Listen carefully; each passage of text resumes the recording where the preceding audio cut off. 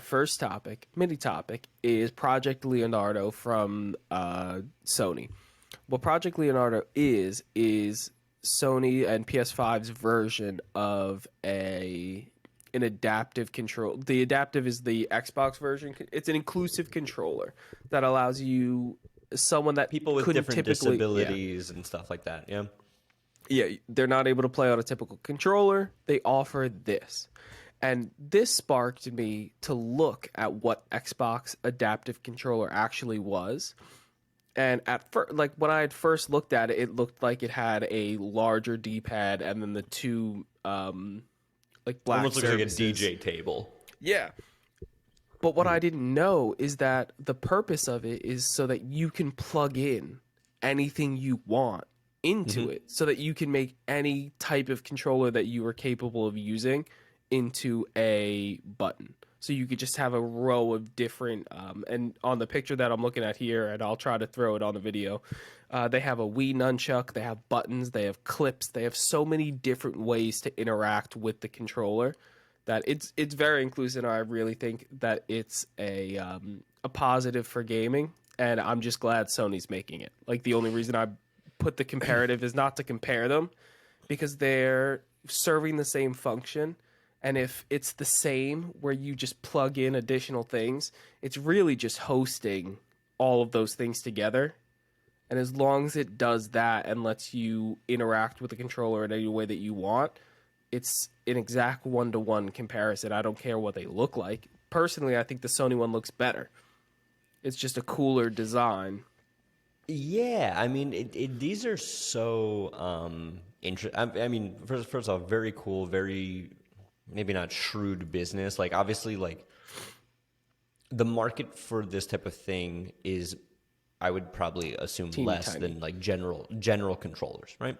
Yes. That being said, it's cool that it's a market that they're catering to regardless, right? Even the fact that this is probably a smaller market base for Sony and Xbox to at least have a product offering here is awesome, right?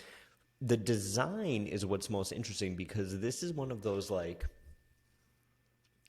the problem was solved from two completely different ways. Like, the controllers look completely different. Like, your standard controller looks like a controller, except for Nintendo. Forget Nintendo for a second. Don't even talk about Nintendo. Yep. But, like, Xbox controllers and PS5 controllers, everybody knows what that, shape is. Yeah. This is completely different, and they both got there from several ways. Was there a price listed here? I did not see a price. I know that the Xbox one is $100, which is pricey for a controller, but for what you're getting, I think it is fair value. But what I'm assuming it's going to come out at exactly the same. Let's be honest. No one's going to try and price gouge on an accessibility controller. And I would nobody's hope gonna not. try. Yeah. Yeah. Like, but I just think this is good for video games in general. Obviously, the more people that play video games, the more money video game companies make, and the more video games we get. The more we have to talk about. Yeah. And the better Playconomics does. What I did want to note here, that when you were talking about the designs, both of these are very on brand for each company. Like the Microsoft one. The adaptive one looks like just a smaller Xbox. The Sony one is well designed. It's slick. It's got some ingenuity to it. This just looks like, I did a whole segment on how I'm appreciating Sony doing this. I didn't compare them in this is better than this. And here you go. Just I mean, the Sony one is clearly better. Oh, I'm sorry. It looks like a glorified Bop It. It does. It does. That's a fair knock. So get out of here. I was trying to be nice, but yeah, the Sony one looks like a glorified Bop It with a. Have I ever told you? Good. That I produced an interview with the inventor of Bop It. Have I ever told you this story? No. Okay, I'll send you the video link after. But yeah. But yes, he definitely consulted on this project. But speaking of Xbox, because I'm sure we're done with the adaptive topics and we're going to move. Yeah, I mean, right on. look, I short of a price, I don't know that. I don't know, other than to say, good on you, great product offering. You know, like with all the Sony stuff, like even with the Pro controller, it's kind of like a yeah. But at the same time, I'm sitting here as a Microsoft fan, like, oh, we've had these for years, but we haven't had. Excuse me, we haven't had games.